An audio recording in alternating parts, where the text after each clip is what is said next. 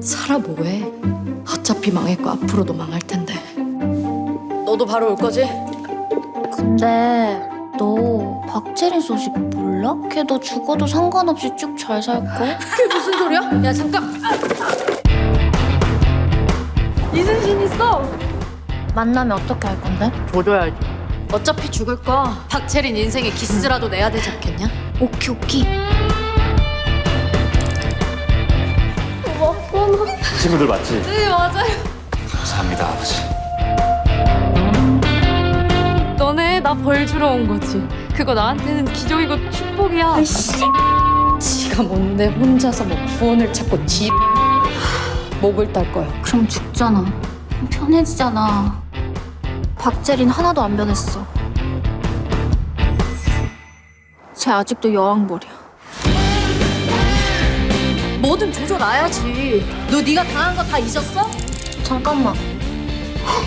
한 번만 믿어주세요. 믿음을 잃고 남을 함부로 의심하면 어떻게 되지?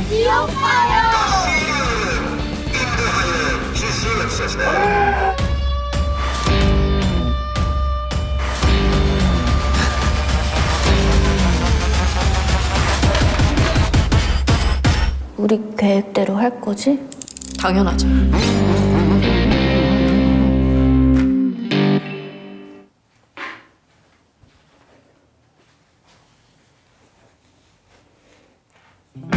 (2022년) 부산 국제영화제 CGK 촬영상, 2022년 서울독립영화제 넥스트 링크상, 2023년 우주 산골영화제 아빈 크리에이티브상, 극장 절찬 상영 중인 영화 지옥만세의 각본과 연출을 맡으신 분입니다. 안녕하세요. 지옥만세 감독 임호정입니다. 반갑습니다. 이 컨텐츠는 한국영화아카데미 카파, 영화 배급사 찰란, 영화 힐링 채널 젊은 달의 협조로 보내드리고 있습니다. 영화는 집필이 3번 네. 이루어진다고들 많이들 얘기하잖아요. 네, 그러니까 네. 시나리오 단계 그리고 촬영 편집. 네. 근데 감독님은 네. 리허설 때 네. 시나리오 수정을 많이 한다고 하시는데 네. 네. 그 촬영 전에 그 리허설 단계에서 수정을 하는 게 어떤 작업인지, 그 네. 무엇을 조율하는 단계인지 네. 네. 네. 네, 설명해 주시면. 제가 영화를 시작하게 되는 계기가 대체로 어떤 캐릭터들로부터 출발하는데 그 캐릭터가 사실 제 일부의 어떤 모습들을 투영해서 그걸 좀 극대화시키는 것 같아요. 그래서 이 영화에서 담고 싶은 주요한 감정이나 아니면은 이야기 방향성을 앞에 두고 거기에 있을 때 제 모습을 이런 A라는 모습과 B라는 모습으로 나누게 돼서 그 두 개를 만나게 하는 걸로서 이야기를 쓰거든요. 이렇게 되면 약간 단점이 다 제가 할 수 있는 행동만 하게 돼요. 제가 할 수 있는 말들만 하게 되고, 물론 남이에 이입해서 쓸 때와 선우에 이입해서 쓸 때가 캐릭터가 나뉘긴 하지만 제가 예상했던 것과 예측한 것 이상의 것들은 항상 배우들을 만날 때 나오더라고요. 그래서 그 배우가 해석하는 모습에 따라서 더 과감해지기도 하고 더 섬세해지기도 하고 하는 과정을 저는 충분히 받아들이면서 이제 그 다음에 집필을 수정을 한번 더 거치는 상황이거든요. 이렇게 여러 가지 상황이랑 환경 그리고 인물이 겪고 있는 감정을 알고 네. 거기에 이입해서 글을 써도 네. 어쩔 수 없이 감독님의 네, 일부가 네. 많이 묻어나니까 네네. 배우들을 통해서 뭔가 네. 좀 더 인물을 좀 더 입체화 맞아요. 시키는 작업을 네. 말씀하시는. 행동의 범위를 확장시키고, 그래서 어떤 지금 지난 작업들에서는 그 배우들의 약간 개인적인 어떤 경험이나 비슷한 경험을 겪었다면 그때 본인이 어떻게 할 것 같은지 혹은 했었는지 이럴 때 난 이런 말을 했던 것 같아요 라거나 훨씬 더 풍부하게 그 캐릭터들을 만들 수 있게 되는 과정이라서 저한테 엄청 중요한 작업인데, 사실 지옥만세 때는 그 과정을 많이 못했어요. 왜냐하면 그 배우분 중에 한 분이 코로나에 의심 복균, 그래서 2주 동안 격리가 되어서 그 리허설을 본격적으로 해야 되는 시점에 그걸 하필 못했던 거죠. 저 단편 영화 찍을 때도 최소한 3주 정도는 그 리허설을 하거든요. 리허설 3주요? 그러니까 인물 분석 얘기하고 리딩 쭉 하고 그리고 뭐 3주 내내 하는 건 아니지만 그런 식으로 배우들과 최대한 만남을 많이 가지려고 하는 게 그때인데 아쉽게도 그럴 수가 없었어요. 가장 중요하게 생각하는 그 3주 차의 작업 만나서 몸을 움직이면서 동작을 해보면서 더 디테일하게. 네, 디테일한 리허설을 해보는 거를 전혀 하지 못했고 그래서 아쉽게도 계속 배우분들이랑 따로 뭐 줌으로 미팅하거나 만남이 가능한 분들은 캐릭터 분석으로 계속 만나거나 저희끼리 읽어보거나 뭐 이런 식으로 해서 약간 미진한 상태로 촬영에 들어가게 되었어요. 그래서 촬영 전날 아침까지도 계속 시나리오 쓰고 휴차 때 만나고 리허설 해보고 그런 식으로 하면서 초반 프리 단계의 부족함을 좀 촬영 중에 메꿨던 것 같아요. 좋아요와 구독, 알림 설정까지. 호흡적인 부분에서도 그렇고 여러적인 측면에서 장편이 단편보다 볼륨이 크잖아요. 네네. 근데 커짐에서 오는 힘듦도 네. 있는데 뭔가 평소에 단편에서 하던 작업도 못하고 대처를 해야 되는 네. 상황에서 촬영에 들어가는 네. 그런 스트레스는 어떻게 해결합니까? 자주 주저앉아서 울었던 것 같아요. 일단 굉장히 리허설에서 중요한 게 배우 입장에서는 내가 이런 연기를 했을 때 괜찮다. 이게 내가 이 인물에 대해서 이해하는 게 이 모습인데 감독이랑 같이 그 호흡을 맞춰가는 거거든요. 주변 배우들이랑. 여기가까지 용인된다. 더 놀아도 된다. 더 해봐도 된다. 라는 자신감을 얻을 수 있는 과정이기도 한데 그게 없어서 배우들도 아마 되게 불안했을 거예요. 그리고 마찬가지로 저도 한 번도 어떻게 하는지 못 봤으니까 현장에서 봐야 되잖아요. 그러니까 저한테도 굉장한 두려움과 공포가 있었고 제가 영화를 찍으면서 제일 좋아하는 게 연기 앙상블을 만드는 작업을 제일 좋아하는데 그거에 대한 공포와 두려움이 있는 상태로 촬영에 들어가게 돼서 초반에 혼란이 좀 있었던 것 같아요. 이렇게 얘기를 들어보면 촬영장에서 약속대로 하지 않고 뭔가 새로운 발견이 있어도 되긴 한데 네네. 그거를 위한 밑작업은 네네. 해야 되는 네. 근데 못하고 들어가서 네네. 저는 배우들이 카메라 앞에서 되게 편안해지고 놀아야 되고 서로에게만 집중하면 좋겠다고 생각하는데 리허설 때 그런 신뢰감이 형성되거든요. 내가 어떻게 하면 저 친구가 어떻게 받아줄지 모르고 감독님이 이게 좋아할지 아닐지를 모르는 상태에서 막 갑자기 보여야 되는 거예요. 그러니까 저희 배우들이 사실 익숙한 캐릭터들이 아니어서 더 고민을 많이 하는 이 연기였거든요. 특히 오우리 배우 같은 경우는 항상 약간 그 현실 베이스에 좀 굉장히 리얼리티가 있는 연기를 많이 했던 타입이라면 대체로 영화 연기에서 리액션을 어떻게 하냐에 따라서 그 사람의 표현법이 달라지는데 그동안은 되게 참고 받아들이고 생각하고 이런 외부의 상황을 받아들이는 연기였던 것 같아요. 이 남이라는 캐릭터는 모든 걸 표출하는 인물이거든요. 그래서 우리 배우가 진짜 많이 불안해했었어요.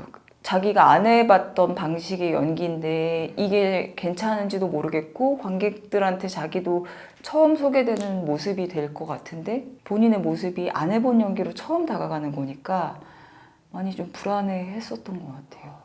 저는 이 얘기를 듣고 조금 놀랐던 게 오우리 배우님이 본연의 색깔 위로 캐릭터를 쌓았다는 느낌이 굉장히 강했거든요. 그래서 네. 아, 저 에너지가 원래 있었던 거구나 라고 해서 지금 평소에는 그런 연기를 안 했다고 했다는 게 조금 놀랍게 다가왔던 것 같아요. 왜냐면 메이킹 필름 영상을 봐도 네. 테이크 사이사이에 쏙남이 보여서 그쵸. 네. 그 대사 중에 네. 유서 그냥 아무 우체통에다 넣어줘. 운명처럼 어디든 닿겠지. 네. 듣고 진짜 깜짝 놀랐거든. 저 대사를 저렇게 살린다고? 너무 어려운 대사라고 생각을 했거든요. 네네. 감독님이 쓰면서도 어렵다고 생각하면서 쓰셨죠. 맞아요. 좀 고민을 하신 대사인가요? 엄청 했죠. 처음에 쓸 때는 대사나 이야기 쓸 때는 막 빠져들어서 쓰기 때문에 제가 무슨 말을 내뱉은지 모르고 쓰거든요. 근데 다시 읽어볼 때는 이 불균질한 이 과다한 낭만성은 뭐지? 저도 이제 어렸을 때 막 비극성 같은 거에 막 도취되어서 가끔은 그것이 너무 지나치게 슬프기도 하고 낭만적이기도 하고 낭만과 비극이 약간 떼어놓을 수 없는 뭔가의 관계인 것 같거든요. 특히 그 시절에는 장례식 상상하면서 막 혼자서 막 코끝 너무 아리게 찡해지고 맞아요. 그리고 당시에 BGM 리스트는 지금 보기도 싫어요. 일기장 절대 못 열어보잖아요. 못 열어보죠. 근데 분명히 그런 것들이 그 시절에 또 생기 같은 느낌이긴 했어요. 그래서 그 대사가 좀 과한 낭만성이 있어서 모두가 이제 주변 친구들도 반대하고 했지만 밀어붙여서 일단은 그런 불균질한 것들을 살려줄 수 있는 배우를 찾았는데 진짜 말씀하신 대로 오우리 배우가 오디션에 동영상을 보내주셨는데 그 대사를 기가 막히게 하는 거예요. 이거 이렇게 잘하는 사람 나 못 봤는데 사실 캐릭터를 나머지 분들 다 열어놓고 봤지만 처음부터 계속 남이로만 생각했던 것 같아요. 초고를 딱 읽었을 때 배우한테 가지기 전에 네. 특정 구간은 이거는 문제가 있다. 그런 구간들이 딱 보이시나요? 바로는 안 보이는 것 같고 그동안 찍었던 단편 영화들이 대체로 일상에 관련된 이야기였고 제가 어떤 식으로 이야기를 막 펼쳐가기보다 작은 이야기를 좀 세밀하게 맞춰가는 방식으로 만들었던 것 같거든요. 여러 가지 조건들이 있었는데 뭐 제작비의 제약이거나 어쨌든 사비로 제가 계속 제작을 해야 되는 상황이다 보니 경제적인 것들만 상상해요. 머릿속에서 이미. 그러니까 지옥맛의 경우만 그렇지 않았는데 지금까지 항상 제작비만 먼저 생각하고 이 안에서 될까 하면서 씬을 더 펼치질 않았었거든요. 그때 제가 좀 좋아했던 영화의 결들이 그랬던 것 같기도 하고 여러 가지가 맞아 떨어져서 일상을 더 섬세하게 세심하게 표현하는 방식으로 이야기를 펼쳐 나갔던 것 같아요.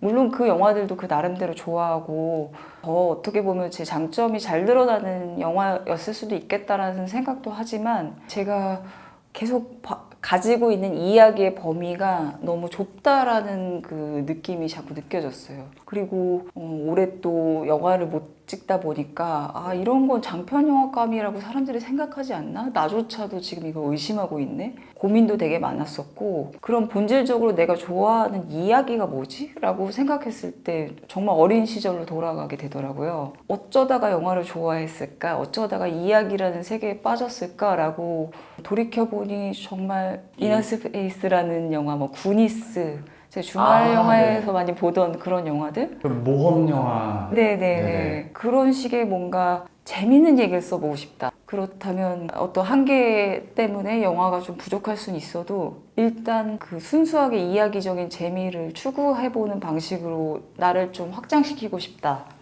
라는 생각을 해서 제작비 생각 안 하고 내가 내 영화는 이런 모습이야 라고 생각한 걸 좀 깨고 싶었던 것 같아요.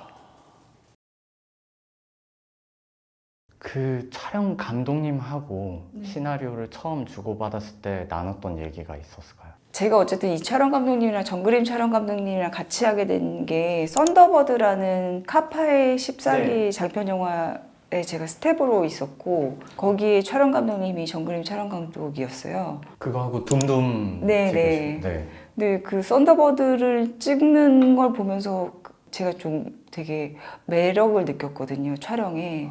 이 친구가 정말로 육감적인 촬영을 한다라는 생각을 했었어요. 제가 그 촬영 감독을 만나는 기준이 저 딴에는 뭐가 있는데 저는 촬영 감독님이 막 나가려고 하면 제가 약간 이성적인 중심을 잡으려고 하는 편이고 촬영 감독님이 너무 약간 되게 이성적으로 샷을 구성하시면 제가 더 막 나가려고 하는 타입이거든요. 그렇게 밸런스를 잡아야 되는. 네. 근데 그동안은 두 개의 특성을 가진 촬영 감독이랑 다 작업을 해봤는데 개인적으로 제가 생각보다 좀 이성적인 타입이고 계산적으로 영화를 구조를 맞추려고 하는 타입이라서 직관을 쓰는 사람이 필요했었어요. 현장에서. 네. 네네. 제가 생각하는 이성을 직관으로 발휘시켜 줄 수 있는 누군가라고 했을 때 썬더버드를 보면서 저 촬영 감독님이랑 나랑 되게 잘 맞겠다라는 생각을 했었고 그래서 처음에 시나리오를 보고 이야기를 나눴을 때도 제가 좀 설명하려고 하는 타입인데 그걸 굉장히 참고 촬영 감독님 이야기를 들었던 것 같아요. 이성적으로 이제 네. 샷 설계를 한다라는 게 콘티를 잡으시면 네네. 현장에서도 콘티대로 촬영을 하시려고 하나요? 아니면은 아까 얘기했던 배우들 네네. 의 연기의 연장선상으로 숏도 현장에서 좀 오픈되어 있으신 분이에요. 씬마다 다른 것 같은데 배우분들이 현장 연기를 보고 샷을 수정하는 경우가 꽤 많고 동선을 보시고 네. 네네. 그렇지만 그 샷이 중요도가 만약에 다르다면 혹은 제가 조금 더 이거는 이런 시선으로 봐야 되라는 확신이 있다면 최대한 맞추려고 하는 타입이에요. 이번 영화에서는 좀 저희가 다 신인이고 다 재능 있는 사람들이 모였고 그 재능들을 제가 최대한 빨대를 따고 사실 그 재능밖에 없는 것 같아요. 저는 남들 능력 갖다 쓰는 거. 근데 예. 본질적으로 감독이 선장이니까 예. 그게 최고로 좋은 능력이 아닐까요? 약간 유리한 점이죠. 네. 네. 그래서 정그림 촬영 감독님의 동물적이고 날 것 같은 감각 같은 것, 레벨 하나를 되게 그런 것도 하나하나 되게 중요하게 생각하는 편인데 이 영화를 콘티를 짤 때는 제가 최대한 빠져서 최대한 촬영 감독님한테 맡겼던 것 같아요. 그래서 제가 좀 주요하게 컨셉으로 밀어붙여서 나갔던 쇼트 같은 경우는 예를 들면 일씬은 무조건 원테이크로 가고 싶다. 그래서 줌이랑 달리랑 같이 이용해서 최대한 들어가는데 처음에는 이 상황에 집중하려고 들어가는 거야 라는 것처럼 보이다가 이 카메라의 방향성의 중심에 있었던 게 결국엔 그 아이의 뒷모습이었다는 걸 어느 순간 느낄 수 있게 하는 상태에서 딱 타이틀이 떴으면 좋겠다고 생각했거든요. 몇 개 약간 확신을 가지는 샷들은 좀 지켜갔고 아닌 거는 거의 촬영 감독님의 직관에 좀 같이 맡겼던 것 같아요. 많은 감독님들이 네. 영화는 군사작전이라고 항상 이순신의 마음으로 있어야 돼요. 그런 문장을 쓴 적이 있었는데 어둠 속 도처에 죽음이 널려 있다. 뺀 장면 중에 하나가 걸어가다가 시체 같은 거 많이 보는 그런 것도 있거든요. 그 어둠 속에 뭐가 있는지 두려워하고 쫄아있고 그 모습이 막 생동감 있게 나오길 원했던 것 같아요. 이 이야기에서도 체린에게 한다는 복수가 이 아이들에게는 되게 거대한 맥커핀 같은 거라고 생각했었고 그것보다 중요한 거는 그 과정 안에서 뭐를 발견할 것인지에 대한 이야기를 하고 싶었던 것 같아요. 그게 다 예측하지 못하는 무언가처럼 나타나길 원했기 때문에 영화의 톤이 불균질한 건 사실은 저가 일부는 좀 의도한 것도 있다는 생각이 들었어요. 그 시나리오 때도 일부 서울 전과 서울 이후가 좀 다른 톤인 것 같다. 앞부분을 좋아하는 사람도 있고 뒷부분을 좋아하는 사람도 있고 마지막을 좋아하는 사람도 있고 저마다 의견이 다 너무 달랐거든요. 근데 저는 그게 오히려 좋은 좋았어요. 거기에서 제가 감독님을 많이 봤던 굉장히 장르적인 요소들이 되게 많았다고 생각을 했어요. 애시당초 복수를 한다라는 것 자체가 너무 장르적이고 나중에 사이비 배경 그리고 소품으로는 커터칼이 등장하기도 하면서 요소들이 굉장히 장르적인 것들을 많이 요구를 하는데 결과적으로는 그 장르적인 것보다 더 위에 올라오는 이야기들은 불안에 대한 이야기고 용기에 대한 이야기고 묘하게 또 우정에 대한 이야기 이가 수면 위로 올라와서 그런 부분들에서 감독님이 많이 보이고 또 거기서 드는 생각은 그 밸런스 작업을 초보 때부터 의식을 하면서 잡으려고 하셨던 건가요? 제가 사실 타고나게 좀 삐딱한 성격이 있어가지고 이를테면 뭐를 하다 저한테 주제로 주어지면 딴 생각을 하려고 엄청 애를 써요. 저절로 떠오르기도 하고 이 이야기도 복수극이라는 사실 전형적인 장르 이야기이기도 하고 복수라는 건 거의 정말 우리 인류가 있을 때부터 있는 원형의 이야기 중에 하나잖아요. 그 이야기를 제가 한다는 것이 재밌을 것 같다는 생각이었거든요. 장르적인 걸 이모정이 저 같은 애가 한다는 게 이거 돌렸군요. 왜 손이 항상 이순신의 마음으로 있어야 돼요. 제가 제 개성을 가지고 있는 인물들이 맞닥뜨리게 되면 그 원형의 이야기 안에 들어가게 되면 어떤 모습이 보여질지가 저한테 중요했고 저는 항상 심리적인 어떤 상태의 인물들에서 출발하기 때문에 그걸 투박하게 그려내기도 하고 어떤 때는 너무 안 보이게 그려내기도 하지만 이 이야기 안에서는 그 불안과 고립감이 정말 그런 절망감? 이 세 개의 마음 안에서 펼쳐지는 이야기였기 때문에 뭘 내가 중심으로 잡고 갈 수 있지? 벽에 써붙였던 게 생존이었어요. 아이들을 살리고 싶다. 그리고 살아날 힘을 받을 수 있는 모든 경험을 다 하게 하고 싶다. 근데 진짜로 필요한 게 어떤 경험일까? 라는 거라고 생각하면 이 두 명의 외톨이의 존재가 외톨이가 아니라는 순간을 만나게 하는 게 저한테 중요했고, 그 다음에 화해가 있든 그 다음에 만남이 있든 서로에게 낙원이 되어주든 그거는 이제 이들이 펼쳐갈 미래일 거라고 생각했어요. 평소부터 이제 지옥만세 말고도 다른 작업을 할 때도 인물들이 작품 밖에서의 모습을 연상하시면서 글을 쓰시나요? 구체적으로는 생각 안 하는데 전사에 대해서는 엄청 생각해요. 그게 없으면은 말이 안 나와요. 그 대사가. 이거는 또 캐스팅 전에 또 말씀하시는 거죠? 그쵸. 이야기 아예 구상할 때.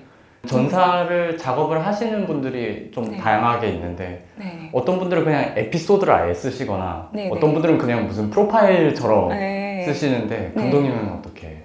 엄청나게 구체적으로 정리는 안 하는데 생각나는 게 있을 때마다 그 친구 할 말, 누구와의 관계, 이 상황에서 어떤지 뭐 그런 것들을 관계성으로 계속 만드는 것 같아요. 관계성을 만드는 거에 층위를 둘 때 그 사람이 만났을 장면 같은 것들을 그리게 되는 것 같아요. 이를테면 남이선우도 제 전사 안에서는 어떻게 처음 만났는지가 있거든요.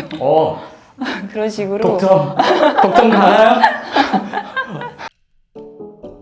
어디선가 이 영화 소개글을 처음에 받았을 때 이런 두 친구의 모험이라고 써주셔가지고 제가 수정 부탁드렸거든요. 친구 아니라고. 서브텍스트 작업도 많이 하시는 편인가요? 서브 텍스트를 던지고 그걸 꼬았다가 이렇게 다시 풀고 가는 걸 되게 좋아합니다. 특히나 요즘에 훨씬 더 많이 느끼는 건데 동료들에 대한 응원들 정말 열심히 해야겠다.